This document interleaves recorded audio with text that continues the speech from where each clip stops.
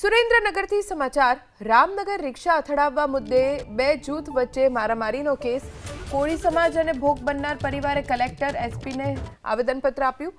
ચાર શખ્સે તલવાર લાકડી અને ધોકાથી હુમલો કર્યો હતો। સગીર યુવક છોડાવવા જતા કરાયો હતો તલવારથી હુમલો।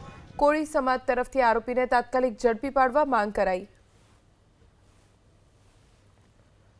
કોળી સમાજ અને ભોગ બનનાર વચ્ચે બબાલ થઈ હતી। સગીર યુવક ઉપર તલવારથી હુમલો કરવામાં આવ્યો હતો, જેને લઈને પોલીસને ફરિયાદ નોંધવામાં આવી છે।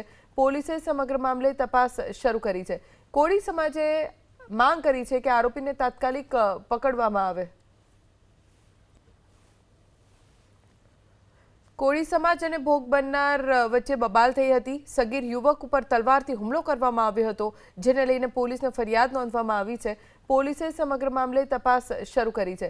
કોળી સમાજે માંગ કરી છે કે આરોપીને તાત્કાલિક પકડવામાં આવે।